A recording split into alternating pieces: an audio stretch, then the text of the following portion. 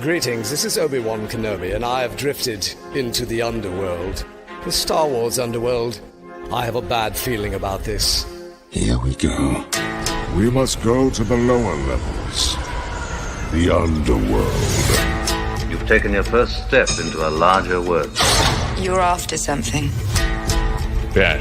Since I've started the Underworld, I've met so many great friends. Chris. I grew up in the 1990s, and mall packaging is nostalgic for me. Dominic. What I love most about Star Wars is that it's fun, and it's all-round good times. So, this is where the fun begins. May the Force be with us. This thing really moves! Woo! I like this! I can't believe you came all this way to see me. Why am I not in the intro? I gotta come up with a snappy line.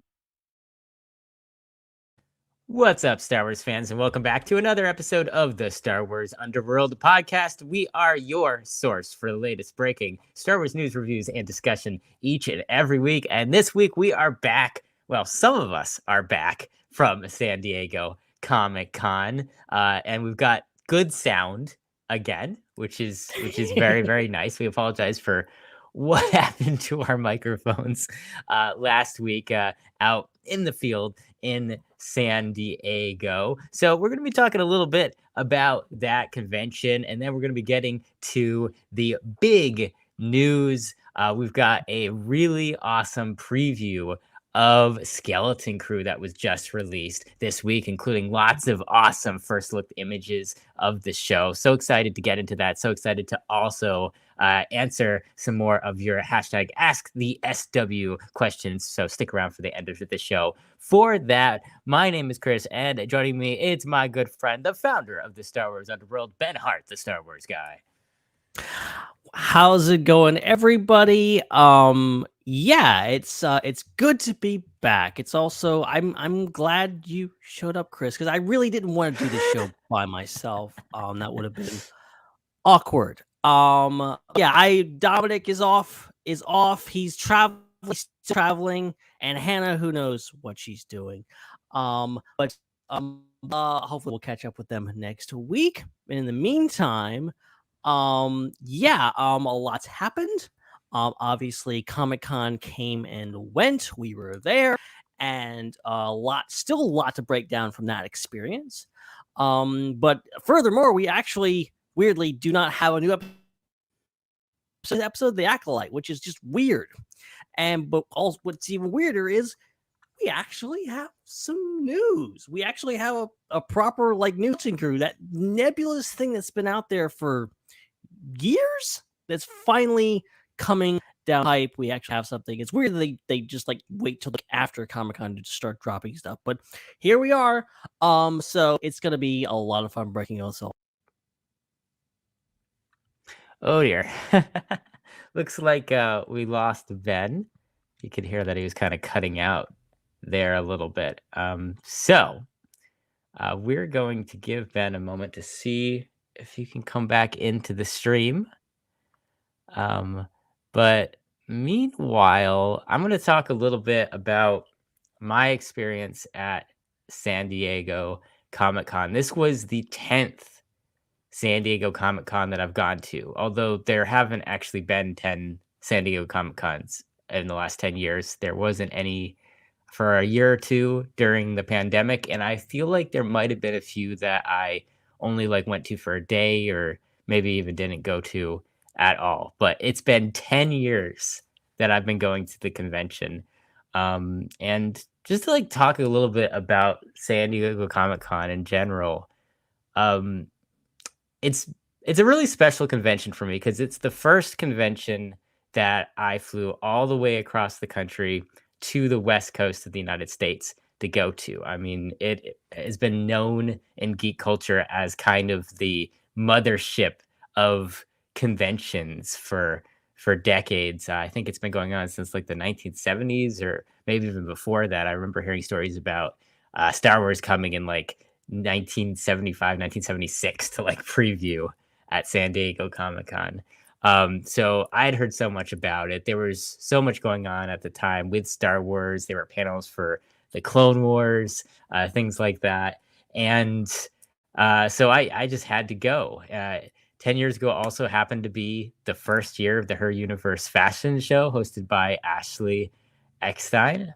So that was a great year for me to attend first, and it was amazing. And that convention was such a fantastic experience for me 10 years ago that I decided to go to like 5 conventions out in California the next year. And I actually stayed in California for a whole spring and almost a whole summer.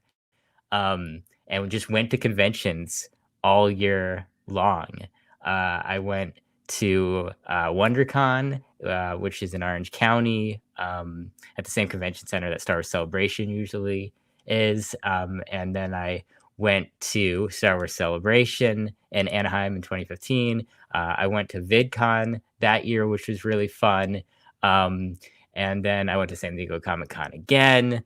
And I went to D23 as well, which is actually coming up again in a few weeks. So that was such a huge year. And it all was because the year before, because of the great experience I had at San Diego Comic-Con. So it's been like kind of really trippy to now realize that it's been 10 years that I've been going to conventions in California and Southern California, where there are so many, and so many where there's a Star Wars presence and an official Lucasfilm presence. And gosh, it was just bigger than ever. One of the really cool things about Comic-Con that it has that a lot of conventions don't is it's not just in the convention center. It's really the whole city at this point that is celebrating geek pop culture. So all the hotels and so many different businesses and bars and restaurants and things all have special things going on, special events, special displays. And there are things that even if you don't have a ticket to the convention, because I know those are very difficult to get, you can go to those things. And this year, there's just so many things that were off-site that you could go to, and so many parties and things that you could go to at night. It was just really fantastic. The time went by so fast. I think one of the things that, at the end of the convention, me and Dom and Ben were just kind of hanging out, just the three of us, which is really cool because that's something we don't get to do. Very awesome.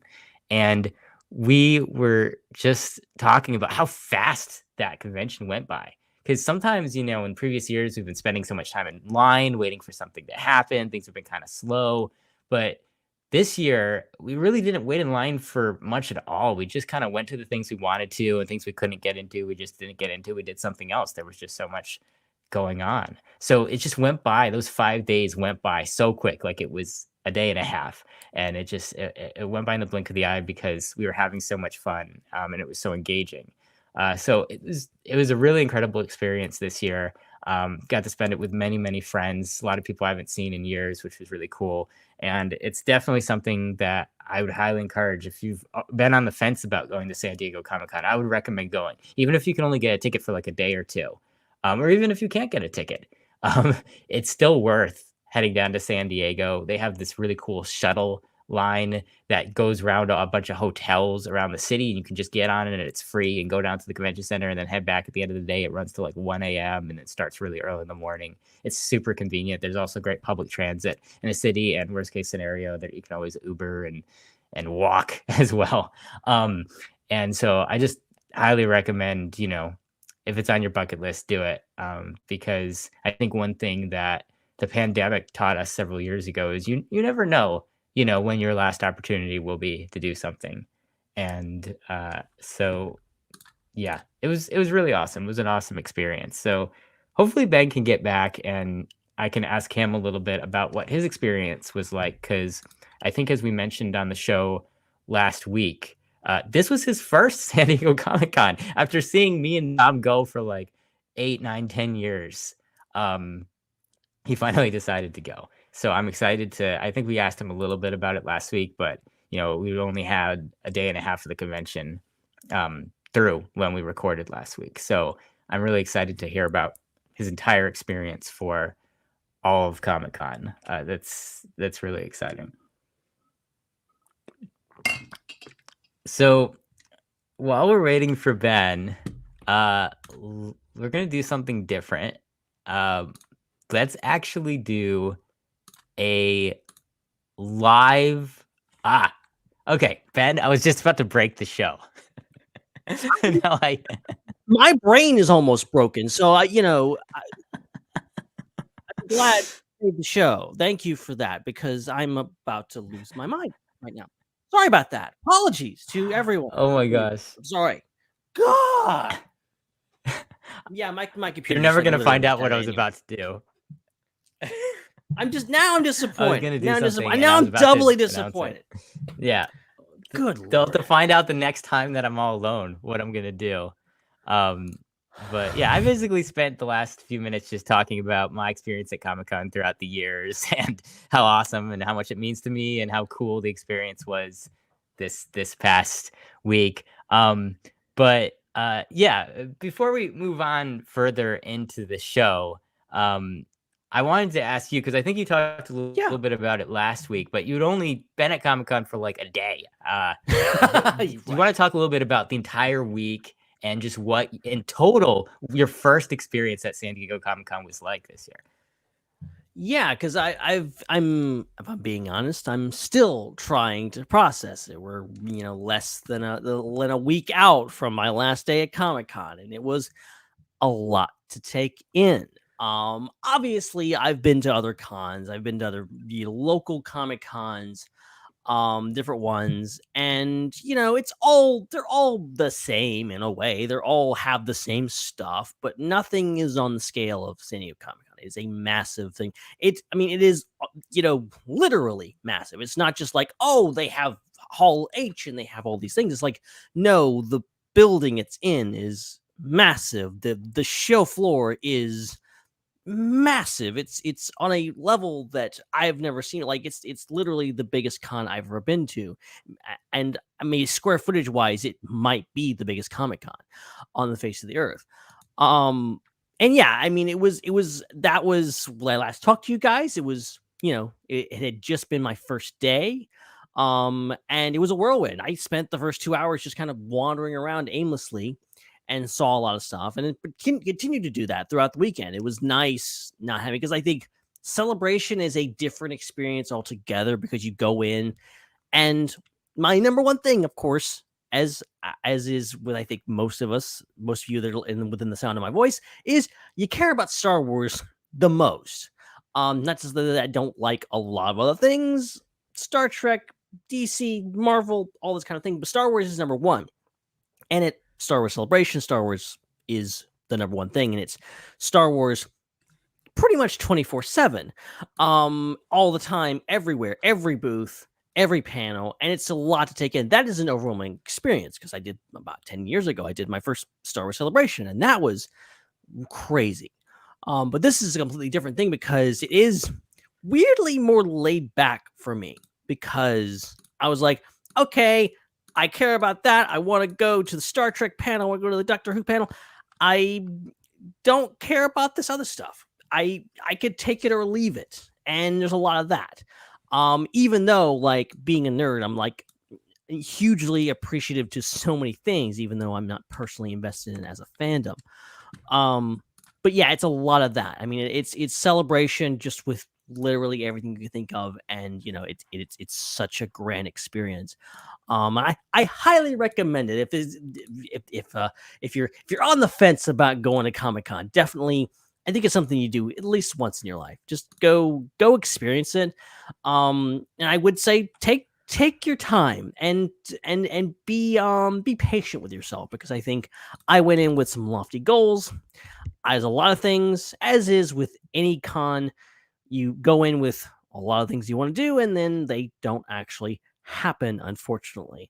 So there's several things that I'm bummed that I missed, but I'm also like, okay, for a first time, I didn't do half bad, so I've got to at least appreciate that. But yeah, it was all 4 days. It was crazy. I actually didn't make preview night because of ticket shenanigans, but that was the only thing that I missed, and it was amazing. I really genuinely cannot wait to go back. Yeah. And what's kind of amazing is, this is kind of a rare point in the show where I said something, Ben wasn't there to hear it, and then said the exact same thing that I said, where we both said, like, literally almost word for word. If you're on the fence, this is a once in a lifetime experience. We both said those things. Of the same mind. Yeah. Yeah, so you've heard it independently from two different sources. Well, hey, what are you waiting for then? Go to Comic-Con. You're not on the fence anymore. You had two different people, two separate times tell you to get off the fence about it. I'm very intent on going next year, that's for sure. So I look forward to seeing all of you there at Comic-Con next year, especially considering that, Celebration is happening abroad, and not only abroad, but like on the other side of the planet, literally, next year. So it's something a lot of us are, we want to go in a perfect world, but I'm sure a lot of, our listeners won't be able to make it to that. And even some of us won't be able to make it to that. And there's no G23 next year as well. So San Diego Comic-Con is really the only thing next year in America. Yeah, and I would definitely that was one of my reasons for going to San Diego Comic-Con this year, because I was like, there's no Celebration this year. And also Japan is so far off, both time-wise and literally on the other side of the planet, as you said. So I was like, well, I would like some place for those who maybe can't make it to Japan or itching to go to a con to do that. And I'm in Japan regardless. I would say next year, you guys, if you were really hell-bent on going to Celebration and it's not in your wheelhouse to go to Japan, I would look at San Diego Comic-Con, look at New York Comic-Con. There's cons in every city.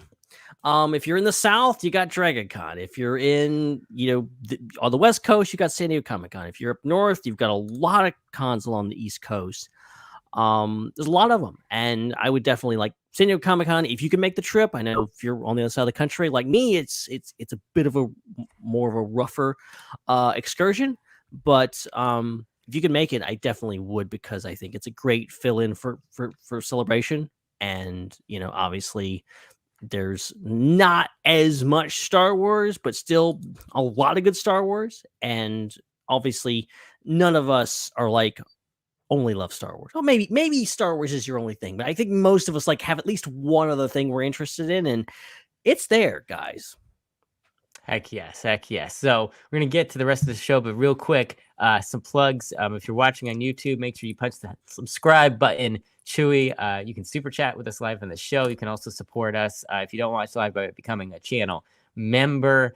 Please subscribe and leave a review. If you're listening to us on your favorite podcast app, we're on YouTube Music, Apple Podcasts, Spotify, wherever you can find podcasts, you can find our show. If you're looking for the audio only version of it, make sure you check out the SWU Network Discord. We've got watch parties, we got game nights, we got lots of fun stuff over there. Follow us on social media at the SWU, especially on Threads at the SWU, and check out all the other shows on the Star Wars Underworld Network. We've got the Raeside, Eye Cannon, Tales from Beyond the Galaxy, Tractor Beam, and more. And I also want to give a special shout out to our friend Chris from the channel Star Raptor.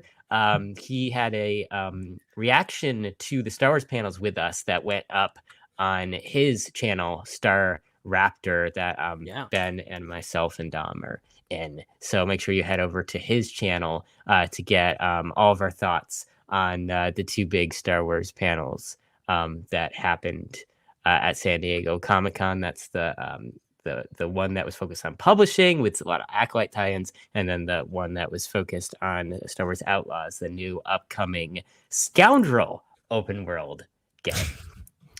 Not the first open world game, but the first Scoundrel open world game. Make sure you check it out. All right. Before we get to the news from this week, we have something for our audio listeners. If you're watching on YouTube, we have a separate video for this that you can go over and watch. But if you're one of our audio listeners right now, you are going to hear a audio version of the interview that Dom did with some representatives from Hasbro at the Hasbro booth at San Diego Comic-Con. So it's a really fantastic interview. And make sure you listen for lots of interesting details about the process of Hasbro and Star Wars. So check it out. Yeah. All right. Welcoming back our audience that listened on the podcast. Huge thanks to Dom for putting together that interview for us, and for all the folks at Hasbro for continuing to be very generous with their time and giving us these insightful interviews at conventions. We really appreciate it and hope you enjoyed that interview, and we look forward to having many more in the future. If you're watching on our live stream or on YouTube, you didn't listen to that, we're going back into our live stream. But if you're interested, we have the video up right now on our YouTube channel. Just go to the Star Wars Underworld Network YouTube channel that we're streaming on if you're watching on YouTube, or head over to YouTube if you're watching on another platform, and that's where you can check out the video of that interview that Dom did. All right, let's get right into it. Let's talk about the big news of this week. This was not revealed at San Diego Comic-Con. It came from people. Jude Law is teasing the childhood adventure and Star Wars Easter eggs in Skeleton Crew. This is super exciting, Ben. We're finally seeing stuff now that the Acolyte's over, that promotional campaign for the Acolyte's over. We're finally getting some Skeleton Crew stuff, which is very long overdue. This show's coming up so soon. We've barely seen anything till now. Well, yeah, so they...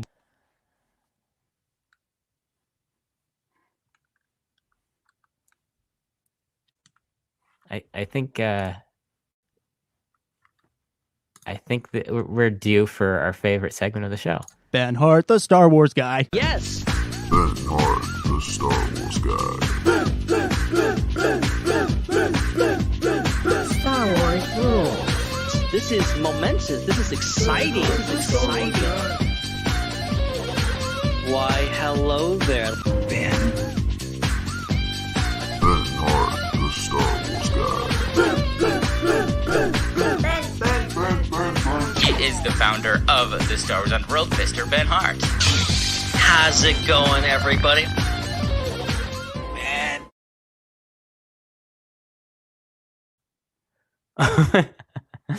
Oh my goodness gracious. It's kind of hilarious that the rare week that both Hannah and Dom cannot be on the show is the one week that Ben gets just a absolute flock of Minox in his internet and every communications disruption possible. It's absolutely incredible. So I'm going to I don't have the images myself, but I actually prepared for this. I think,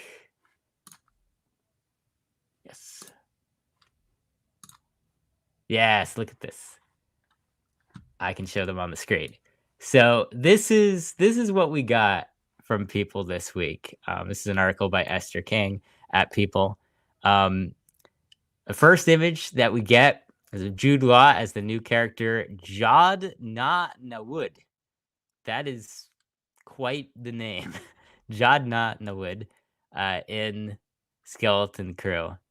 And you know, it kind of struck me about this image is like, I didn't even realize that this image was like of his character from Skeleton Crew. Like, this looks almost like modern fashion. Like, you could cosplay as Jod Na Nawud, and I don't think anyone would know that you are cosplaying. It just kind of looks like something, honestly, it looks like something that Ewan McGregor would wear. Just out and about and like on his motorbike. That's what it looks like. It's got real McGregor core vibes to it. So this is exciting to get an image here of what he's going to look like. And then this one is super exciting. We know, of course, that Skeleton Crew is going to be about a ragtag gang of kids taken under the wing of Jude Law's character, Jod Na Nawud. Yes, I'm going to say it the full way every time. And we've got a few of the kids here. We've got Neil, who is played by Robert Timothy Smith, and we've got Wim, who's played by Ravi Conyers. So I'm assuming, this is left to right. So Neil is the one on the left. Looks like we are about to get Ben back. This is great to get his thoughts on these images. Maybe. Do we need to add you to? Okay. Is that satisfactory? Yes, you're back. Again, almost had a nervous. Again, no worries. Because my computer is just deciding just to not work tonight. Just doesn't do podcasting anymore. So, yeah. Oh my gosh. Wonderful stuff. Wonderful stuff. I am so sorry. No worries. I'm doing a screen share so we can get all the images. No, that's great. Because so the first thing I talked about, I want to get your thoughts on the fact. I want to get your thoughts on the fact that I'm pretty sure that this is not actually an image of John Nana Wood. This is an image of Jude Law playing Ewan McGregor.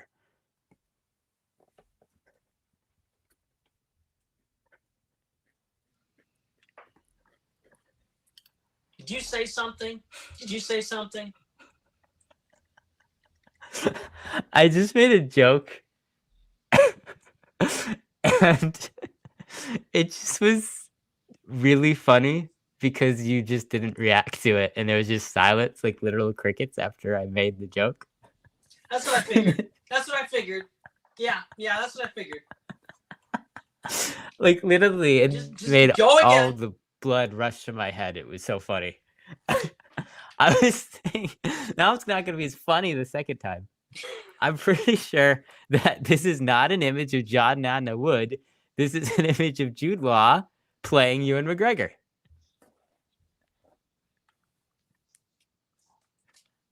Well played.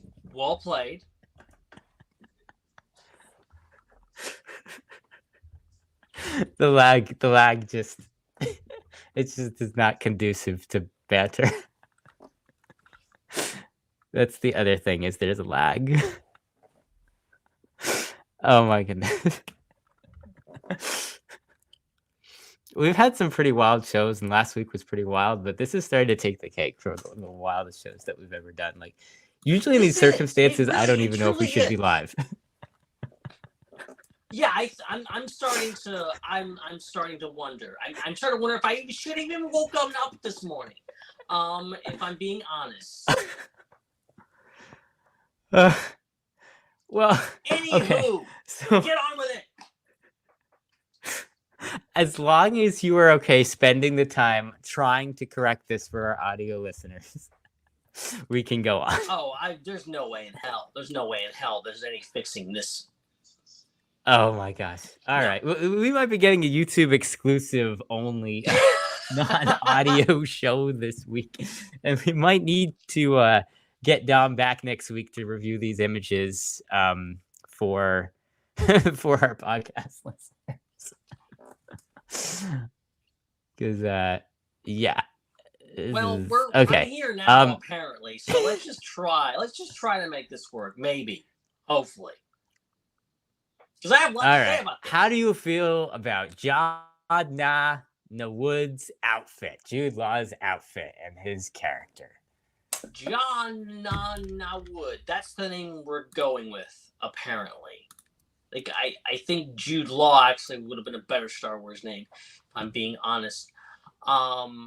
Yeah, I mean, the character is interesting. I'm not sure what his deal is. I know a lot of people online are saying he's a Jedi, and I'm like, there's nothing in the People article that says he's a Jedi. There's obviously, I think, some other stuff that came out a while back. Maybe it was from Celebration saying that he is a Jedi, or at least a Force user in the traditional sense. So, and I think it's a pretty safe bet to say that, but I don't know if they officially confirmed it. But we'll see. I was hoping kind of otherwise. I was hoping, like, can he just be a dude? Does it always have to be a Jedi? But here we are. I think that's Chris Right? Mystique around Me him. too. And look, I love Jude Law. I love that. I can't wait to see this character in motion. I'm glad we got this picture in HD finally. We've been having a very low quality version of this picture floating around for literally years. So this is really cool. And it gives me, obviously, with the droids, it gives Jabba's palace vibes. I don't know if they're actually at Jabba's palace, but we'll see. And obviously we got some great pictures of the kids, which I think are going to be the real stars here. Yeah, definitely. So we'll move on to that in a second. I just want to mention the thing you said about Jedi. This is actually rare for me to say this, but after getting such amazing Force user interactions and scenes in the Acolyte, like I've got my Jedi fix for this year. Like I'm completely content if there's no Force, if there's no Jedi, if there's no Sith, no Acolytes in this show. I'm just excited for a fun Star Wars adventure. So I was just getting to this when you came back in. One of our first images of two of the kids. This is Neil and Wim. Neil's on the left, Wim is on the right, played respectively by Robert Timothy Smith and Ravi Cabot Conyers. And looks like Wim is probably a human, but Neil is baby Max Rebo. Yeah, he's a second cousin of Maximilian Rebo, which is cool. And I appreciate the alien representation here. I appreciate the fact that they really, and apparently, according to some behind the scenes pictures, they went full bore into this. Like one of the kids that's playing this character, he wore a motion capture rig for this. So this is apparently a completely CG character.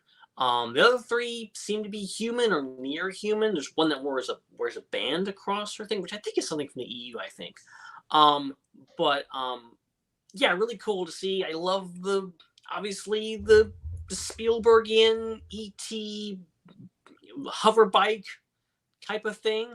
Weirdly, it's kind of a cross between the hoverboard from Back to the Future and the bikes from ET, which are very, very Spielberg in a sense, connection there wise.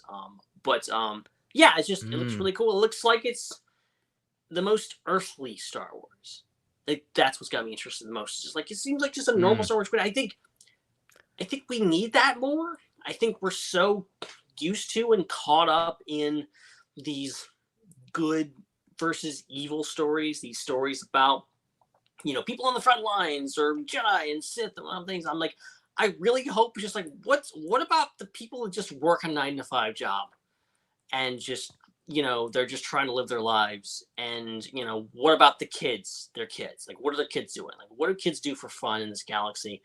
Obviously they're gonna get swept up in something, but I really hope the characters themselves are just like they're just normal and they're just normal people and they're just doing their thing, and then maybe something extraordinary happens, maybe it doesn't, maybe it's but ultimately that's what makes it interesting. So I just do I think there's even like little like things hanging off the handlebars of the things like you would see like a kid's bike on Earth. Yeah, the attention to detail is really well done. That's really cool. I didn't notice that till you pointed it out, and that's incredible. There's little handlebar streamers, kind of. Right. There you go. Streamers. That's super super cool. And they got the little baskets too. Yeah. So awesome. Then we've got this other image, and we see even more characters in here. We've got Wim again. We've got Jadna Wood again. But this is our first look at KB, played by Kriana Crotter. We've got Neil again, and then our first look at Fern, played by Ryan Kira Armstrong. So I think presumably KB is the one with the eye piece on, and then Fern is the one on the right with the jacket. I think is that your interpretation of the? That's what I got based on how I studied the pictures. That seemed to be what I was picking up on that. So curious You know, what does KB stand for? She obviously has the band over. Is that something for the EU? Am I just making this up, or is there like a Jedi or Sith from like the Knights of the Republic, something that has that visor thing? Somebody correct me on that. Is that Malik? Does Malik has the jaw that's that's you're right. like the mechanical jaw? I'm curious. I mean, Lobot has kind of something similar. That's true. That's true. I think there's maybe a blind character. Maybe that's her thing. Maybe she's blind and she has like artificial eyes. Maybe similar to like, I know I'm crossing the streams here, but Geordi LaForge from Star Trek. Similar concept. Ah, yeah, there you go, Matt. Matthew's saying that KB might be a Mira Luca. Mira Luca. That's interesting. Yes. Okay. All right. Yeah. So cool design. Really cool design. And looks very different. Like you look at there's a picture of the actress floating around. She was actually at Celebration.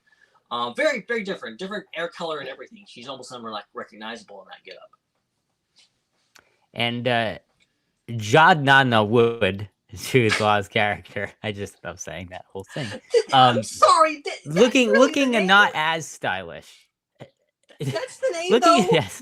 Looking not quite Wood? as... What? Yeah, looking not quite as stylish in this photo as he is in the original one with like the leather jacket and the scarf. He's in more of a poncho, like a robe. Yeah. Yeah. So that's very interesting. Moving on to the next image, we have a droid SM-33, and this character is voiced by Nick Frost. It's kind of hard to see from this angle. Do we know what type of droid this is, or do we think this is a new type of droid? So it is virtually impossible for me to pull up the picture. But if you go to our socials, or you just Google it, there is a picture that was floating around about 2 weeks ago. It was right before Comic-Con. There was this poster, and there's actually some of the stuff's been floating around for quite a while. This particular one was like one of those posters you would see in like for lack of a better example, a Hobby Lobby. You go in, and they have these wooden poster things, and it has the droid is like big in the background, and you have the kids, and there's some skulls in there, and so that is where the droid picks up, and it looks like a brand new droid type. I don't recognize it at all, so I'm assuming it's a new type of droid. But we could be wrong. Who knows? But it definitely looks new. And apparently they find him and maybe fix up something similar to this. I don't know. Doesn't appear to be Jode's droid, or whatever his name is. But yeah, that's a really interesting thing. And Nick Frost, got the other half of Shaun of the Dead in here. I guess it's about time we get Nick Frost in Star Wars. So that's interesting. All right, I think that I found the photo. You probably, for those of you who are listening, yeah, there it is. For those of you who are listening, and you can't see what we're talking about here, probably Google the Skeleton Crew. It'll probably come up. It's got all the kids, and it's got the droid in the background. Pretty cool. Actually, I legitimately, if I saw this down the wild, I would buy it. So Nick Frost is from Spaceballs.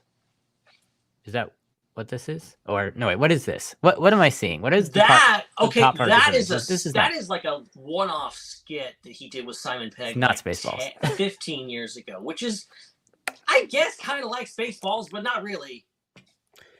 Simon Pegg. That is a name I've not heard in a long time. I remember when we talked about that name on a weekly basis. Yeah, it was. He was a topic of conversation for quite a while. Fascinating. So we see that. We see Wim again. We see Fern again, KB again, and Neil again as well in this photo. It looks like they're kind of shining a flashlight at SM-33. It's almost like in the scene they're coming across the droid for the first time. His He looks kind of a little worse for the wear, almost like his wires are kind of like exposed, or he's got like obviously very big Goonies vibes from this. Very much, you know, they probably, this may be what starts them off in things. Maybe there's a crash ship and the droid's inside, and they're like, oh, let's turn the droid back on and see what's going on. Like, I think what I'm most looking forward to this is like kid shenanigans. Of just like, I think we tend to like, they wouldn't do that because that doesn't make any sense, and we apply adult logic to it. And I like the idea of like, let's focus on kids. Kids do stupid stuff because they don't know what they're doing. They're everything is new and they're curious and will do stupid things and get themselves in trouble. So I'm like, okay, what are these kids going to be up to? What they're going to obviously going to a little bit too far into something, and they're really going to step in it. Yeah, that's very true. They all kind of have flashlights in this one, except KB might not have a flashlight, so maybe that visor helps her see. It's interesting. This is one that I've seen the other images floating around. I think this is the first time I'm looking at this one. This is really exciting kind of speeder bike action. It's almost like they're in a tunnel. It almost looks like an 18-wheeler semi behind them or something. It looks like LA traffic. It does. Well, you know what's so fascinating about this being in Star Wars is it's evocative of one of the original concept films that George Lucas made that kind of led into Star Wars, which is the student version of THX 1138. Because before THX 1138 was made into a full-length feature film, several years before George made Star Wars, he made just one scene from the movie, which was a chase through a tunnel, kind of like this. So we see KB and Fern on the bikes here, and these ones look like they don't have streamers. These look, in fact, you know what? Now that I'm looking at this closer, I don't know if this is two bikes. I think this might be one bike with a sidecar. Okay, that was my reading. Was that there was the sidecar with the thing, which is a cool design. I think it's something that obviously isn't super common, and maybe isn't as easy to work when it comes to like real life bikes. But like normally kids would just just ride in the back, whereas like a hover bike, it makes a lot more logical sense to have a sidecar. Yeah, that does. This is really cool. It's not something that we see a lot in Star Wars. I feel like we're going to see a lot of kind of cool aesthetic things in this that are new, which is exciting. There's that photo again of Jude Law that was at the top of the article, and I think that's all the ones we got. Are there any other images that weren't in this article, Ben, that were released? No, this is everything as far as I saw. In regards to just the new photos, like they basically just it was just the bulk of it was this article. And cheat, if you're looking for the photos without the People magazine watermark, just go to the Star Wars Twitter. They're up there. They post them like a couple hours after that, and they're all in 4K. So if you need a nice phone background or something. But yeah, that was the bulk of it. Was just this People article, which, like, I don't know, Lucasfilm's weird. It's like, why not do this? I mean, you had a panel the other day at Comic-Con. You could have done it there. Maybe a teaser trailer, but no, they're gonna drop it on a random Monday with, or was it Tuesday? I can't remember. With just some pictures, which is exciting enough, but the rollout of these things very, very bewildering. But ultimately, it's exciting to know when we're getting it and know that it's actually happening, because for a while there, I think we were all wondering, okay, is this Skeleton Crew series, is it actually happening? Yeah, exactly. I definitely always had faith in it, even when it looked like they might need to do reshoots and things like that, because it was just a unique and interesting idea. A big fan of the showrunner as well. And so very excited that we're very close to this releasing probably in the next few months, I would guess. So we're hoping at D23 which is next weekend, that we'll maybe get a little bit more previews, maybe some actual footage from Skeleton Crew, which will be really, really exciting. One other piece of news before we move on to Ask the SWU, we've got a new book trilogy that was announced. This is The Reign of the Empire, which is a trilogy of novels that is examining the political struggles at the rise of the rebellion. This very much looks like almost a tie-in to Andor, as I'm looking. I was thinking the same thing. Yeah.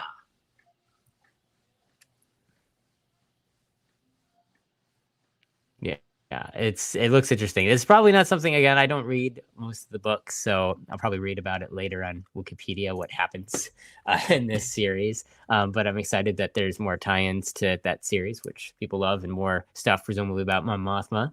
She's on the cover, which is really, really, really exciting.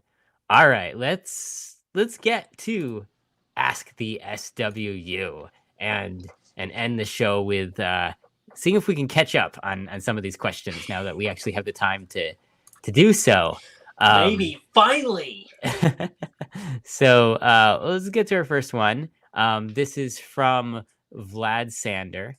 And Vlad says, "Good morning, Star Wars Underworld. So the Acolyte dropped. This is an interesting show. What the deuce is May's unfinished business with the Jedi Masters? How did a twin Osha not realize that her twin May was still alive? Obviously, she is receiving messages through the Force concerning her. Is May able to tap into some of Osha's memories of training through the twin link that is rumored to exist between twins? Obviously, the Jedi Master who willingly consumed the poison is going to be a major talking point. So I'm curious at exactly what he was trying to atone for." Elephant in the room, blue elephant in the room here. Apologies to Vlad for taking so damn long to get to your question. Because some of these questions have been answered by the Acolyte himself. I mean, I think even if we had gotten to it in a timely manner, I don't think our answers would have been that great, honestly, because obviously you just had to watch the show with a lot of this stuff, unfortunately. I think most everything was answered by the show. So I hope you're satisfied, Vlad, not because of us. Oh my goodness. Also asking a question, our good friend Matthew saying, how many carats is the gold leaf on those spectacular Coruscant Jedi robes? Better be 24. I mean, That's I do love the inclusion of gold on. Like that was a highlight of the Acolyte, was the costuming and the fact that they went all out with not just doing, oh, there's just now brown robes. They're like, no, it's, there's different types of Jedi. They have mission robes, and then when we go to a different planet, there's different Jedi temples, and when there's different Jedi temples, there's different Jedi wearing different robes. It's a really cool concept. I appreciated that, even the small details of, Sol wearing a white robe in the Jedi temple. When he goes out and is fighting, he's wearing a brown robe. And all the gold inlay and all this kind of stuff. Really just gorgeous costuming. Like the costuming design was phenomenal in the show. Yeah, it looks really cool. I love that they include more of the High Republic aesthetic and that they're bridging the gap between the High Republic and the prequels of the show. I think it was a very brilliant move, and I'm excited to see Star Wars become kind of more cohesive through the Acolyte and their errors. A good question coming in from Gilster 10. They mentioned, since Tom Kane retired, do you think we would get Frank Oz back as Yoda if he appears in the Acolyte, or someone else like Peter, Michael, and Young Jedi Adventures? I recently rewatched all 2 seasons of Resistance, and it's a damn shame it ended after season 2, partly due to being made before Rise of Skywalker. Even more heartbreaking, I wish people would appreciate more because of the world building during the sequel trilogy, the viewpoints from a normal citizen instead of a Jedi, and diverse cast of characters. Being a lifelong Whovian, I see Resistance as like Sarah Jane Adventures in a sense that it's a children's show released with mature themes and situations that older audiences don't talk often enough while the other shows in the universe, Torchwood is like Rebels, Doctor Who's like Clone Wars, get talked about more. Resistance needs more love. But my main question is, do you ever think we'll ever see the Resistance characters ever again? Maybe after the Rey movie is released, or has the Colossus found a new permanent home in the Outer Rim? So a lot of questions kind of packed into that, Gilster. Going back to the original one about Frank Oz. So I guess other than Young Jedi Adventures, we really haven't heard Yoda talk since Tom Kane retired. I didn't actually think about that until there is Gilster brought it up. Was it Peter Michael who Glitzer said that that's who voices him in Young Jedi Adventures. And he's good in that. They're pretty good. There's not a ton of Yoda, but Yoda carries a few episodes of that show, so like it's good. Yeah, it's hard to beat. It's hard to beat Tom Kane, especially hard to beat Frank Oz. But being that it's live action, I feel like they could. I mean, obviously, Giltzer, your question is pretty apt now that we know for sure that Yoda will probably play a role in season 2 of The Acolyte, if and when that gets greenlit. I think they would get Frank Oz back. Honestly, I think Frank Oz seems to be, someone who has an affinity for the characters, willing to come back and do it every once in a while. He did it for Rebels, and obviously for The Last Jedi, most recently. So I'd be very curious. But also, I'm curious, is this time for someone else to step in? Because Frank Oz is not going to want to do the voice forever. He's up there. He's reaching retirement age. So what is it? Could someone like the Young Jedi Adventures guy, could he be the new guy? I'm curious. Yeah, Frank Oz. Continuing in a long legacy of many Star Wars actors who have, acted, into their 80s and 90s. Very, very awesome that he's still working. I'd love to see more of him. The second part of the question about the Resistance crew, and if we're going to see them again, I think this speaks to kind of a wider issue, which is just the lack of fleshing out of that era. And maybe the Rey movie will help with that. I hope it does. Because at this point, look at some of the newer characters that have been introduced in the Disney era and what have happened to them since, when they've been in other eras of the Star Wars timeline. Like, for instance, the Rebels characters. Now we've seen almost every main character from Rebels come back in live action at various points in multiple shows on Disney Plus. And there's lots of tie-in materials for them. And so, Resistance isn't really getting that. Now, we are getting some some Easter eggs and references prior. Like we had, I think, Senator Ziono showing up. Yeah, I mean, I forgot about that, but yeah, you're right.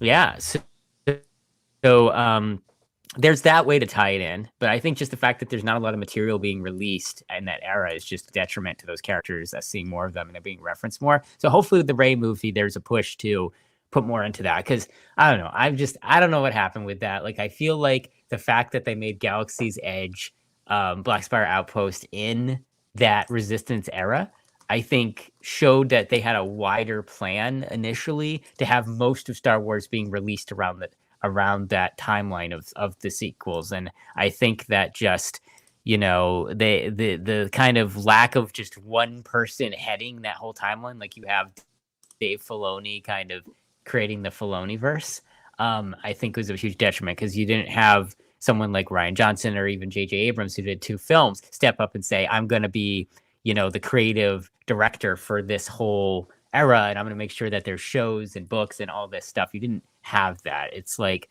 that you have to go all the way to the top of the company and people in the story group and Kathleen Kennedy and Bob Iger to find people that have anything to do with everything in that era. There's not that person who's focusing on cohesion with everything. And I think that's one of the reasons why Resistance seems kind of separate and not getting love in the rest of canon like it should. Because Ghoster is right. There's a lot of really good stuff in that show, and some of those characters are really well written, interesting characters, and I think they should get more. Yeah, I think there's no characters, especially the Resistance characters, that are ever gonna go away forever. Like there's always hope for something to come back. I have a recent example of this. Something that is actually completely absurd and weird, and yet it proves my point.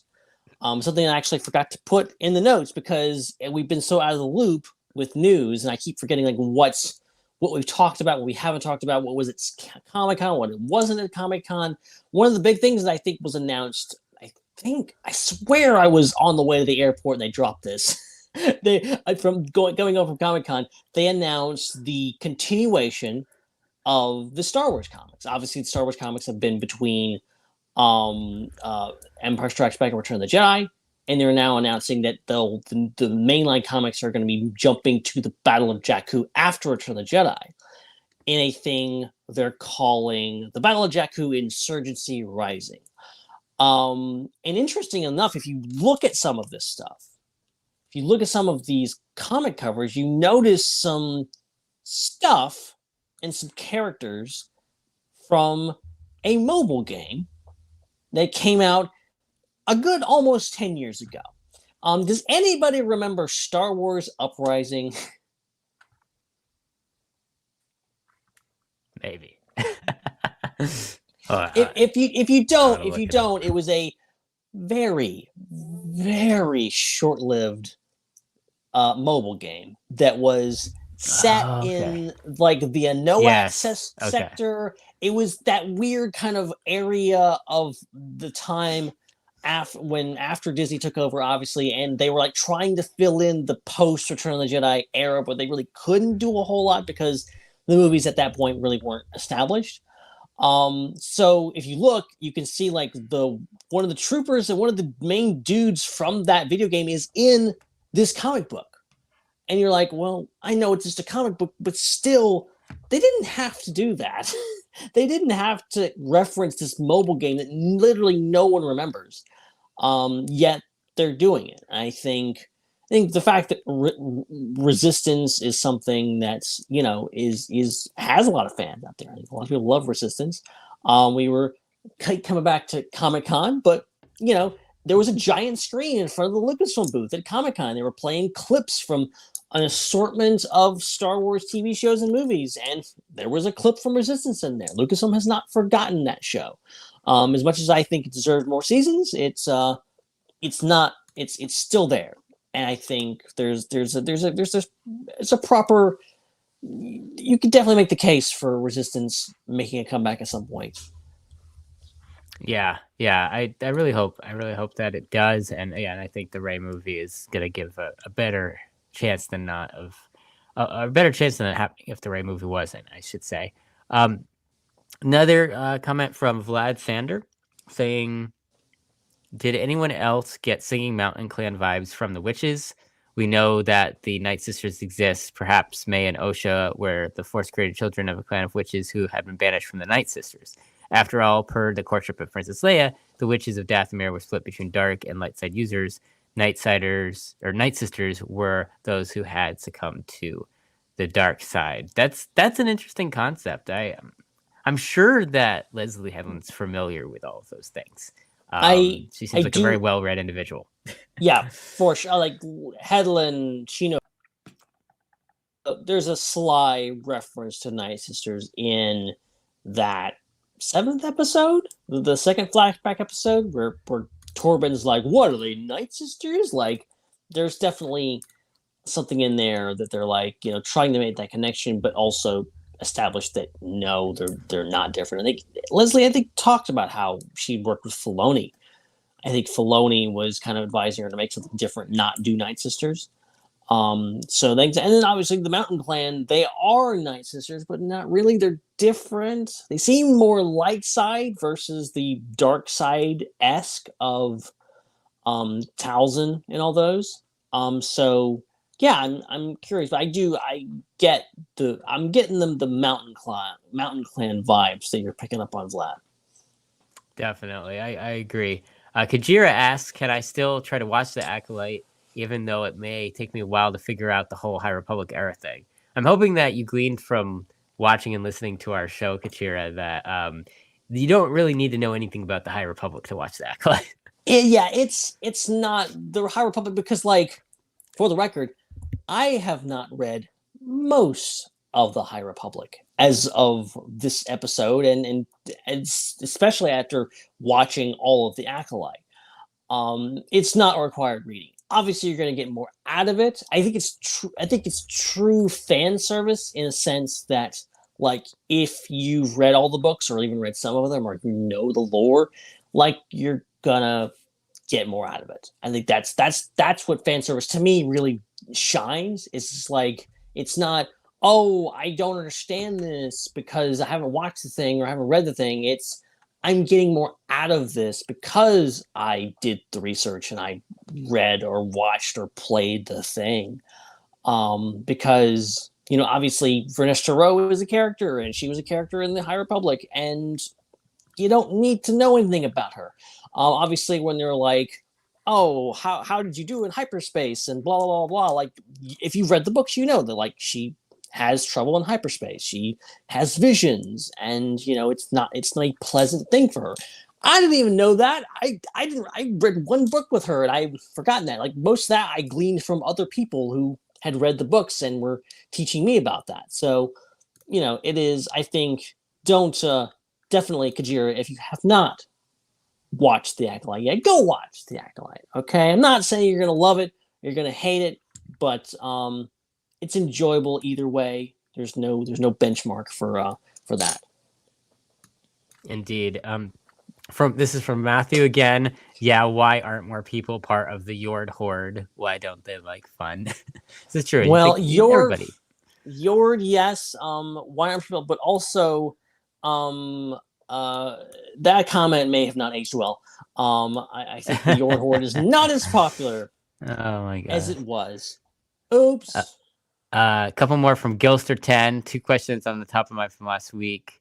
After seeing Basil and the good job the effects team did with him, what are the chances we could see everyone's favorite green, Leppy Jackson, in a future live action? Kevin Scott is the one who reintroduced him into canon and is a big fan of him inside the Ewoks. And Gilster also asks, other than the great hyperspace disaster in High Republic era, I'm surprised Star Wars hasn't had a story where an asteroid or comet impact could wipe out a planet. I understand Star Wars has more advanced technology and could detect one approaching, but think of the drama a la Armageddon and Deep Impact and the consequences should our characters fail. So going back to Jackson, I am a huge fan as well of the character of Jackson. I was very excited to see the kind of strange reference to him that they had on screen with seeing the remains of like his crashed ship or something like that. Oh God, yes. But no, I would love to see Jackson in live action, and there's a reason why. There's 3 types of characters in Star Wars. They're the types of characters that look like they belong in Star Wars. And you're like, yeah, that's a Star Wars character. That's awesome. I mean, we were just talking about the new droid from Skeleton Group. Looks like it belongs to Star Wars. Then the other type of characters are characters that just kind of look kind of plain, like everyday people. And you're like, okay, that could be Star Wars, but it could be something else. And a lot of like background characters are like that. Rarely are main characters like that. I feel a little bit about Jude Law's character, that he's kind of like that, especially in that image with the scarf. And then there are the characters that look so obviously out of place in Star Wars that it's actually kind of funny and interesting. And Jackson, in my opinion, is one of, if not the most out of place characters in all of Star Wars lore. Like, having a giant green cartoon bunny in Star Wars is like one of the most divergent concepts from the aesthetics of Star Wars that I possibly could imagine. And that's why I've always been obsessed with this character, because it's just into that level of camp where it's just so out of place that it actually fits in an eclectic way. And so as a result of my own whims and fancies, I would love to see Jackson in a live action. Let's go all the way. Let's give Jackson the Basil treatment. I would love to see. I guess Jackson has a canon death, so it needs to be before a certain period of time. But if any of those shows are in that timeline, let's see that. See, okay. So not only do I think they can do it, I think they will do it. Absolutely. I think it's inevitable that Jackson shows up on screen. I'm going to make this prediction right now. And either it'll be fun for a while and I'll be wrong, or I'll probably be right. I think Jackson will make his live action debut in The Mandalorian in Grogu, because this is freaking right up Favreau's alley. Jon Favreau, has already like 50 times already tried to put Jackson in an episode of The Mandalorian or Book of Boba Fett or something. Like, he has, because this is the crazy stuff that he gets up to. And Filoni's like, nah, don't do that, Don. Like, no, but John wants it. I would not put it past him at all. I think with a movie, they would actually have maybe the budget to pull that off. And I could see him being pulled off as maybe similar to Basil, mostly practical, but with like a CGI face, maybe. I think that would be actually really interesting to do. So, I'm not the biggest fan of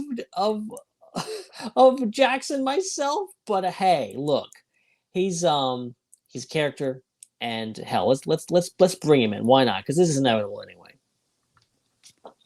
This is interesting. I just learned something about Star Wars that I didn't know, and it surprised me that I didn't know it. So apparently there's another reference to Jackson as an Easter egg. In the Forces of Destiny, in the episode Bounty Hunted, in the background, there is a character that is indistinguishable from Jackson walking around. So there's another reference. We're getting close, and I believe Forces of Destiny is canon. I think. Pretty sure. Yeah, it's canon. So Jackson certainly is creeping up from remains in a crashed ship to in the background of Forces of Destiny. Next stop, The Mandalorian and Grogu. Perhaps that wasn't actually his remains in the ship, or it was his cousin, or we can have Adi Galliastasalia explanation or something like that. Right. Yeah. And to his question about Armageddon style disaster, I do like that. I think that could be an interesting, because obviously you'd have to create a scenario where they didn't detect something, or like a comet was like, I'm sure it would draw into some kind of like, it was intentionally diverted into a planet and they have to stop it or whatever else. But it would be interesting to see how that kind of stuff, because like that was interesting about the Great Hyperspace Disaster, is that it was this natural disaster. Obviously not a natural disaster. It was an intentional thing that was set off by the Nihil, but still something that was a environmental hazard. And it'd be interesting to see how they things, or maybe that's something you do like way back in the day, like before, like, they had all the technology, maybe before they had hyperspace technology and stuff like that. And see how the galaxy just deals with, like, a planet could get freaking wiped out by a comet or something. How does that go over? Indeed. Yeah, that would be very fascinating. Some more questions from Gilster 10. That had to be the most violent Star Wars story of all time, maybe since Revenge of the Sith, but it was awesome. I'm assuming talk about the Acolyte episode 5, I'm assuming. Yep. At what point would violence, gore, or any other adult content be too far for Star Wars? I want Star Wars PG to PG-13. I wouldn't mind Ewok tea parties, but I don't want to see Han and Leia making out in a motel room, or General Grievous dismembering villagers with his lightsabers. I mean, okay, so I guess it just comes down to like the point of the story, right? And the realism of it, and kind of sometimes you can actually have more emotion in a scene with showing less. But I think Star Wars kind of set a precedent with A New Hope for violence. Like if you think about some of the incredibly gruesome things in that movie, like you see the charred remains, the skeletons of Uncle Owen and Aunt Beru. I mean, It's messed up. you see someone's arm get chopped up and actual blood. You see somebody choking somebody else. There's a lot of really. I mean, you see someone get cut in half, but they disappear before they get cut in half. I mean, there's a lot of really violent things in Star Wars. So I think that baseline is a little bit. I think it's a little bit higher of a threshold for violence than people remember, because I think they kind of nostalgize and romanticize the original trilogy and forget that that's also very violent. And that those movies would definitely have been PG-13 if they were released in this era. I think the only reason they were PG is because the standards for violence were different back then than they are now. Yeah, it's very, very interesting. How all of that is. But yeah, I think it just depends on the story. I think at some point we'll probably get Star Wars stories of all kind of ranges of maturity as, the franchise gets more and more diverse, as more and more people have a hand in making it. I mean, Bob Iger and Kathleen Kennedy aren't always going to be running Lucasfilm and Disney. There's perhaps, future generations, 40, 50 years from now that are going to make things that are, not things that fit with the standards of what they want for the franchise now. So it'd be interesting to see. Yeah, I mean, the Acolyte definitely is up there with Revenge of the Sith as being some of the most violent Star Wars we've ever seen. It's still Star Wars violence. It's still kind of this tame, there's no blood. There wasn't really any dismemberment that I remember. So like, I mean, obviously someone's neck got snapped. We get a hole punch Jackie. Some brutal stuff. Some stuff that I would label PG-13 or above. Stuff that, if I had kids, I would be like, do I show them this? Is this too intense? I think a lot of stuff depends on how people approach this. I think some adults might be disturbed by it, to be quite honest. All depends on the person. But like, as you're saying, A New Hope, still the bloodiest Star Wars. Like A New Hope, like Ponda Baba's arm coming off, like that's real bloody. And then what happens to when they brew? Like there's some messed up stuff. Star Wars has always been violent in a way. So it's just kind of, it's where our standards are higher, obviously.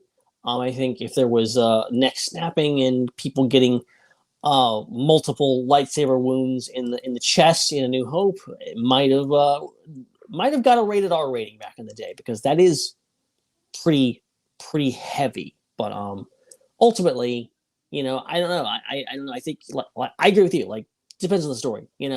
I'm not itching for a rated R Star Wars project. I'm also not totally against it. I'm just like, if you need to tell a story and it needs to be rated R, okay, prove to me that this is what it needs to be. But I'm not really a huge fan of the whole idea of like, let's do Star Wars but with blood and guts and cussing, like just for the heck of it. Yeah, exactly. It has to make sense for the story. And I think so far, kind of some of the more adult themes of like the Acolyte and Andor really fit with the story.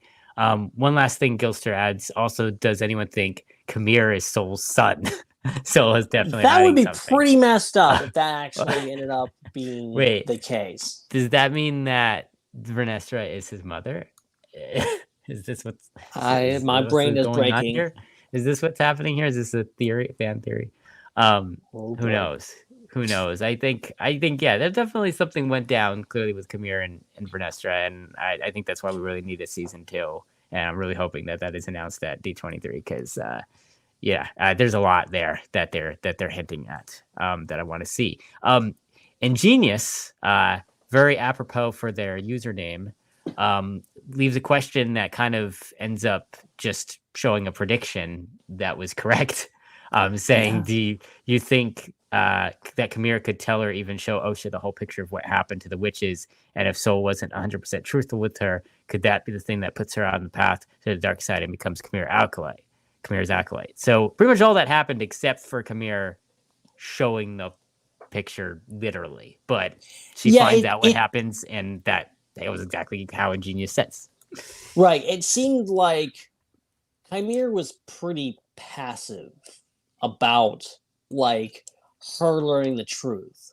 I think, and the fact is, like, if he had shown her a vision and been like, this is what happened, he lied to you, like, she wouldn't have believed him.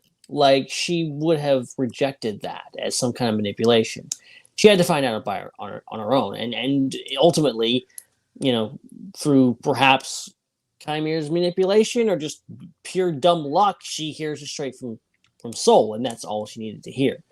I think that was the best worst case scenario for those characters, actually talking to each other and just getting all the truth out there. Indeed. Blackthorn says, it always bugged me that people say that the Jedi steal children. None that I'm aware of have been taken without their permission and the permission of their parents, and now were prevented from leaving the Order. The Jedi, while flawed, are the good guys. This is an interesting thing because I think the only way to approach this is like power structure analysis. So, like, for example, you could say that the Jedi don't kidnap children in the way that Sidious does, for example. But there's obviously a great power imbalance between the Jedi Order as an organization and some of these poor villagers that they grab children from. And I don't know if the children or their parents are really fully aware of what is entailed in becoming a Jedi and what the risks are, and that they all seem kind of relatively ignorant about it going in.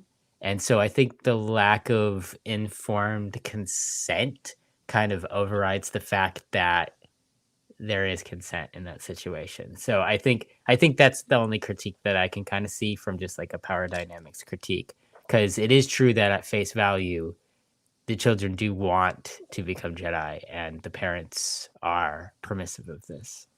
Yeah, I mean, obviously, there's been a lot of discussion about this and online about, like, are the Jedi really the good guys? Or are they secretly the bad guys? I think that Star Wars, in large, agrees with the idea that the Jedi are the good guys. And I don't think the Acolyte is trying to say that the Jedi are somehow the bad guys. I think Leslie Headland has gone on record saying that, like, look, you know, this, in the context of the twin story, that story was talking about both sides, both the witches and the Jedi failing those two girls. That's how they ended up in the position they were. It was just misunderstandings. I don't think we're necessarily meant to think that anybody is the good guy or the bad guy. Even though the Jedi obviously made some huge mistakes, and there was some perhaps bad Jedi. Maybe Soul himself is a bad Jedi. But the Jedi Order themselves, flawed as they may, were still good. And I think the whole idea of, like, snatching children, I know there's some stuff in, like, EU and Legend stuff that are like, you know, maybe Jedi were maybe seen as baby snatchers. I don't know what that is. Obviously, I like what you're going there is, like, the power imbalance and just, like, the whole idea of, like, take the Phantom Menace, for example, as this, like, Qui-Gon comes into the situation. He has no compulsion at every step of the way for using the Force to benefit him and to do what he believes is right. He mind tricks, Boss Nass. He tries to mind trick Watto. He manipulates Watto at every turn to try to get Anakin where he wants him to be. And obviously, it's all for good intentions. Qui-Gon isn't trying to do anything bad. He's trying to get Anakin his freedom, and he does. But you could also take that situation and replicate it, but with a slightly different Jedi who maybe has less altruistic intentions with a kid, and just like it's just wanting to take the kid back to Coruscant and doesn't actually really care. You can imagine. Maybe that story will be told at some point. I think with the Acolyte was obviously like Soul was being selfish. He still was caring in kind of the Anakin way. He was caring about Osha. He wanted Osha as his Padawan, but he was doing it for himself, and that was the mistake that he made. I don't think the Jedi, technically speaking, are supposed to be taking kids without the permission. I think in fact, Indara lays it down in the Acolyte. It's like, look, the council said no, we're not supposed to take these kids. And even in the sense, they're in the situation where they're trying to work with the witches as best as possible. At least Indara is. So yeah, it's complicated. I don't think we're supposed to think of the Jedi as the bad guys, and I don't think, technically speaking, they're stealing kids, but it doesn't mean it maybe didn't happen at some point or another. Yeah, it's very true, and you never know what corruption exists within those power structures that are being swept under the rug. If we just have this one story of something in the Acolyte that goes bad, being covered up, you never know how many other things are being covered up as well. So very interesting point, Blackthorn. Jesse B says, at the time of writing, I haven't seen the newest episode yet, but we'll hopefully see it before tonight's podcast. My question for the group this evening: how much would a woodchuck chuck if a woodchuck could chuck wood? Edit. I watched the newest episode. My question remains the same. What spurred this on? Snuck that one. You snuck that one on me. I didn't actually know that I was about to read that until I was beginning to read it, and I'm like, well, now I have to finish reading this. This is halfway done. Oh my goodness. A lot of wood. A lot. A lot. And Elijah Wood. Good answer. Actually, a Jabba Jorwood, whatever that character's name is.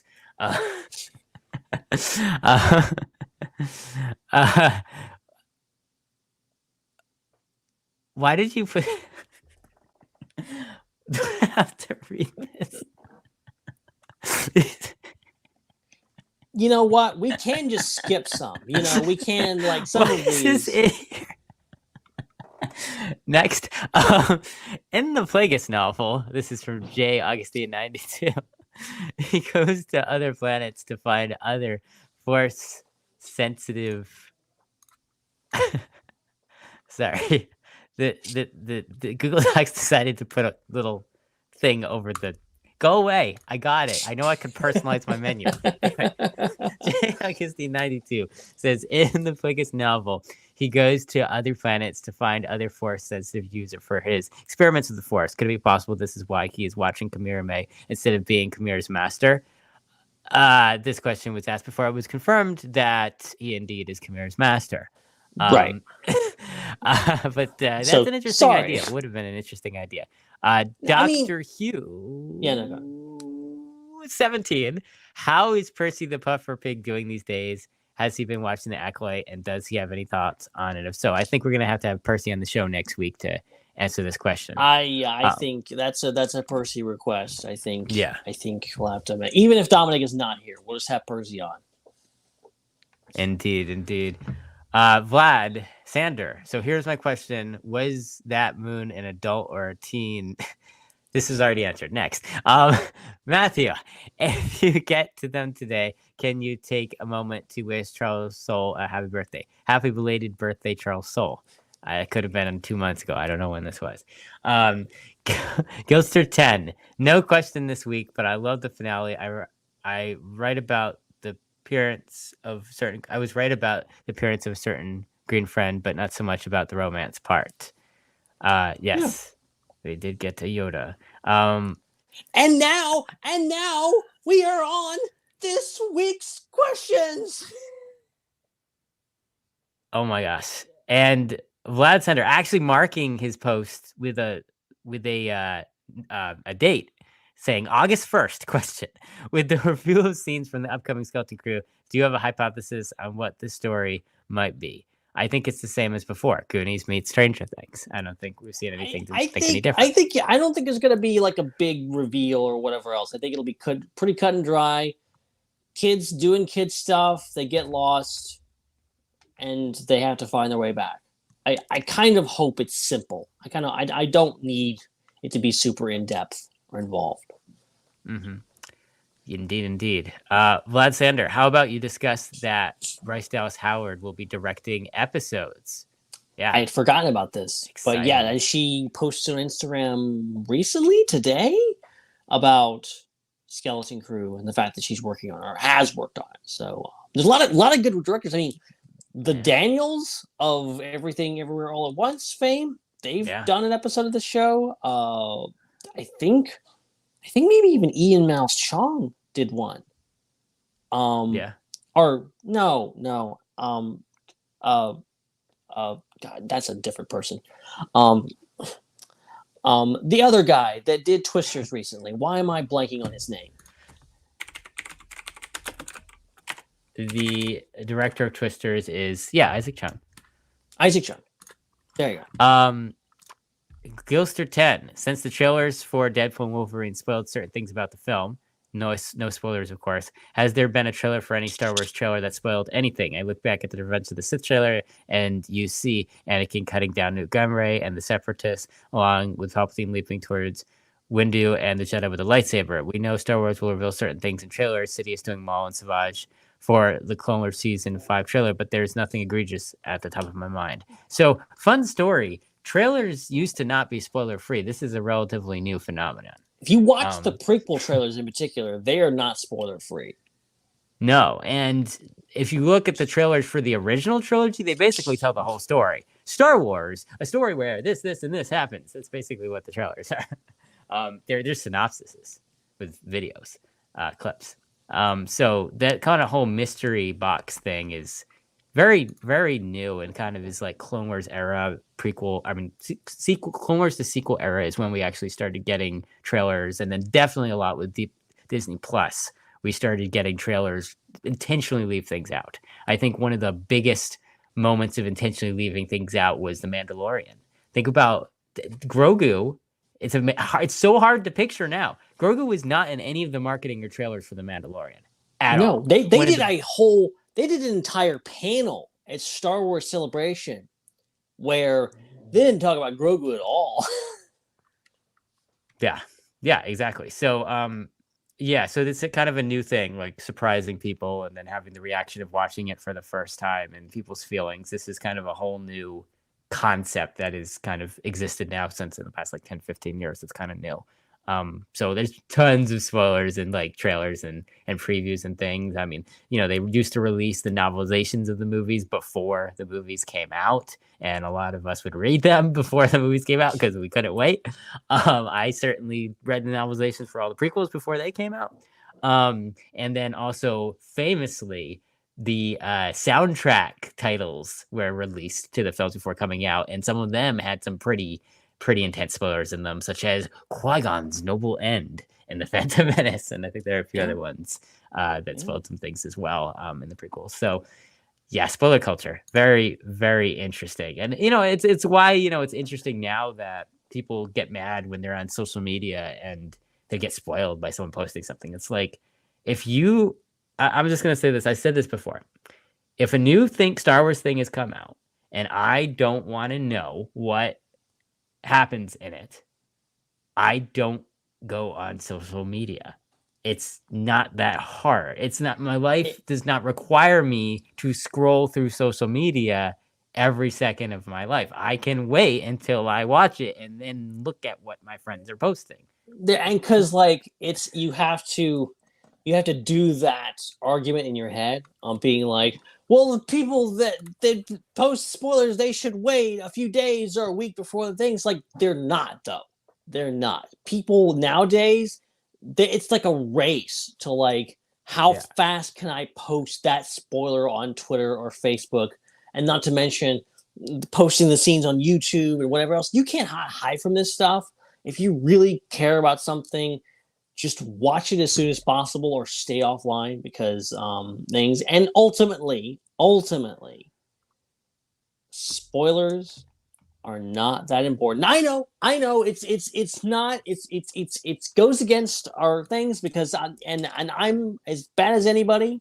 I want to go in, to any kind of movie or whatever else. I don't want to get spoiled about certain things, but ultimately, it is this thing where you just have to go like, it's fine if you know certain plot points. It's not going to ruin anything. In fact, sometimes it can be a relief, like knowing a lot of us knew that Han Solo was going to die in The Force Awakens. It was almost a relief, like being mentally prepared for that going into that movie. So, as much as it can be a detriment, it can also be a relief to go like, okay, well, I know this, and this. It's fine. Amazing. Yeah, that is very, very, very true. Even when I did know what was going to happen, I still wouldn't look on the internet because I thought, well, maybe something's changed since the version that it's always true too. I want to be surprised by that. So we have a super chat from our great friend Jesse, asking a very interesting question. What's been your most surprising experience since starting the podcast? Well, getting a question from you, Jesse, that's very surprising. Man, okay. That is actually a much more difficult question to answer than I thought. And it's not because I have difficulty finding a surprising thing. It's because so many surprising things have happened that picking one, I don't know how I would. I mean, it was surprising that I've been able to meet so many people that have brought me to so many amazing places. Like, 5 years after starting the podcast, I found myself taking a tour of Lucasfilm. Like that was, and that would not have happened without the podcast. Found myself, having a booth at Star Wars Celebration and having dozens and dozens of people come up and say hi and hang out and, do live streams with us. We had two of our friends propose to each other and become engaged at our booth at a celebration. Like that was absolutely wild that happened. So there's been just so many incredible things that I never would have guessed would have happened that were related to the fact that we started a podcast. Yeah, I'm with you. I'm like, what's the one thing? There's so many, I think, surprising things. Like I would say, like, first off, like I surprised myself by being able to commit to this thing and do it as well as I've done it. Because if you had known me before this podcast, I was not someone who would ever even think about public speaking or anything along those lines. Like I was a very, very, very shy person. And off this podcast, you will notice I'm also still kind of a shy person. Okay. I'm not the most outgoing and extroverted person. So that is surprising, the fact that I can do this show and feel very comfortable doing it. But I think the most surprising thing overall is just the fact that people watch it and they listen to it.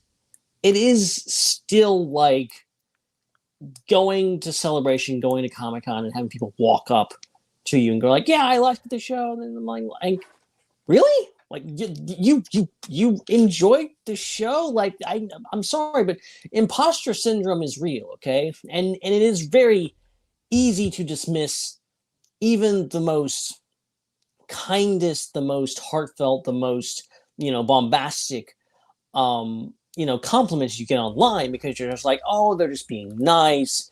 Oh, those numbers don't mean anything. Even if you get good numbers, which is rare, you're still like second guessing yourself every time. I think that's the most surprising thing for me, is just like anytime we get to go and hang out with our friends and hang out with our viewers or listeners, and you guys actually come up to us in person and being like, yes, I enjoy the show. And I'm just like, I'm not sure I believe you, but this is awesome. And it's just anybody that does content creation, how amazing of a feeling it is to do something that affects other people and that other people enjoy. And it's very, very special. Yeah, to speak to that, one of my favorite musicians and one of my favorite people to watch interviews with Aurora Axnes, the pop musician from Norway, said once that she doesn't understand really what numbers mean when she sees that people follow her on social media and stream her music and sees a bunch of zeros. It doesn't mean anything. It's just a number on a screen. But actually going out and meeting the people that enjoy her music, that's what's real to her. And I would definitely say the same thing where, in our experience for Hannah and Dom and Ben and me, we're just hanging out and talking to each other once a week, every week. Like that's kind of our experience. We have, a good core audience that chats with us live while we do it, but it's not a ton of people. It's a manageable amount of people to hang out with it on a Thursday evening. So the vastness of all the other people that follow us on social media and listen to the show and watch the show later in their own time on YouTube on demand is just really hard to quantify and grasp and understand. And you don't really get that until you do something like, rent out an IHOP for a night and it gets filled with people eating pancakes. And you're like, whoa, how did this happen? Yeah. And you have a booth and people, just an endless stream of people coming and saying hi and things like that. You don't really. So it's great to have those experiences to really viscerally feel the impact of, what is. We try to make it as less of a one-way relationship as possible through things like Ask the SWU and our Discord. And, we try to interact with y'all as much as we can feasibly. But in the end, at the core of it is just us hanging out and talking and y'all listening. And so having those interactions really, really helps make it visceral and real. So that's really fantastic. Yeah, and I would say, to bring the conversation full circle here, another reason to go to Comic-Con is to make those personal connections with other people. And, it can be as just, hey, I met you online and we met on Discord, or we were Facebook friends and now we're meeting in person. This is cool. Or from a content creation point of view of, I'm doing this podcast and, I get to go hang out with people that listen to the podcast, or vice versa, because I experience this from both perspectives. I got to do this at Comic-Con. I saw someone that I follow. I didn't ask them for a picture. I didn't do anything. I just reached out to them like, hey, guy, I enjoy your stuff. And I've done that more than once, and it feels really good. Weirdly, it feels good to just appreciate somebody, because they don't get to it. As we say, it's hard to really put into words how this stuff makes you feel, and it's also hard to reach out to somebody, because even comments get unnoticed sometimes online. But someone coming up and saying, "Hey, I enjoy your stuff. Keep it up." It means a lot. Very, very true. Well, that'll do it for the segment of Ask the SWU. Thanks for submitting your questions. We're all caught up now, which means we don't have a backlog to go through. Send us more questions. Yeah, as you send more questions, we should be able to get to them, kind of in real time, which is really, really exciting. And that'll do it. That'll do it as well for this episode of the Star Wars Underworld podcast. What a wild episode! Let's just go ahead and wrap it up before anything else goes wrong. Yeah, I feel like we should put kind of a disclaimer of keep listening, it gets better. The first. This is bad, because we've had 2 episodes in a row where it's please don't go away, okay? We promise it doesn't sound this bad every week, okay? I promise. Indeed. So yeah, hopefully next week we have a less of a rough entry, but as they say, it was another happy landing. We did make it. We did make it to the end. We survived, which is amazing. We thank our live audience for sticking around. We just have the same amount of people watching now that did at the beginning of the show, so they all stick around. We appreciate it. Hopefully, you're still listening to this as well if you're watching or listening later, and thank you for sticking around. Of course, we'll be back the same show, same time, same place next week. That place is YouTube, and that time is 6 p.m. Pacific, 9 p.m. Eastern every Thursday. Ben, thank you so much for hosting. Thank you so much for fighting and getting back on the speeder bike multiple times after falling off. Well, thank you, both you, Chris, and you, the audience, for putting up with me and my stupid internet. I would blame it on an internet connection, but it's not. It's truly my computer just like had an aneurysm.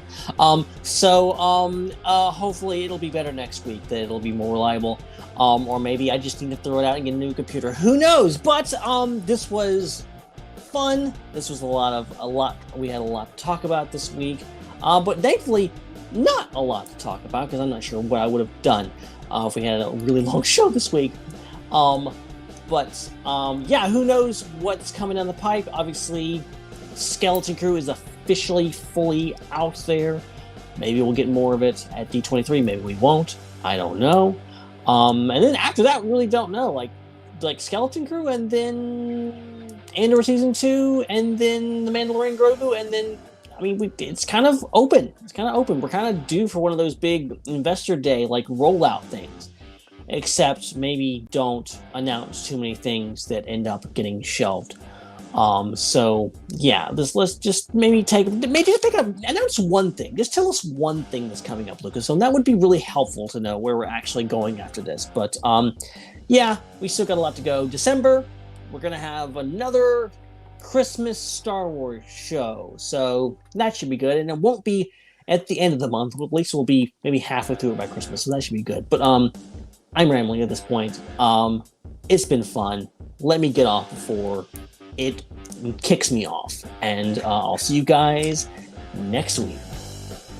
You can follow Ben on social media at Ben Hart with no E. Make sure you also follow Dominic at DominicJ25. He will be at D23, so follow him, and I'll follow at the SWU on social media for full coverage of the D23 convention, the big Disney convention that is so anticipated, happening next weekend, the 9th, 10th, and 11th of August in Anaheim, California. I have some exciting news about that for myself. You can follow me at Seek3PO, and if you're going to the convention on Saturday, I just got confirmed during the show I'm going to be the brand ambassador for Kincaid Studios at the convention. Yay! So if you see the Thomas Kincaid booth, which is going to be filled with wonderful Disney and Star Wars art at the convention on Saturday, I should be there. So drop by and say hi. I'm super excited to do that. It's going to be really fun, and their art's really awesome. So I'm excited to be representing them at the convention. Make sure that you subscribe to our channel if you want to see more fantastic content. Thanks to everyone who super chatted with us. Thanks to our channel members. Thanks for everybody who has subscribed and reviewed on your favorite podcast apps. The link to our Discord is in the show notes in the description. Make sure you check it out. Join us for the party over there. And then once again, at the SWU is where you can follow us on social media. We have more content throughout the week before we're back on Thursday. Lots of other great shows on the Star Wars Underworld Podcast Network. We've got the Raeside over on Hannah's channel, our AE side. We've got Ion Cannon on this channel, Tractor Beam on this channel, and also Tales from Beyond the Galaxy over on their channel. So make sure you check all of that out. So that's it. We're out of here. For Ben and all the other fantastic folks at the Star Wars Underworld, my name is Chris, and may the Force be with you. It's a wrap.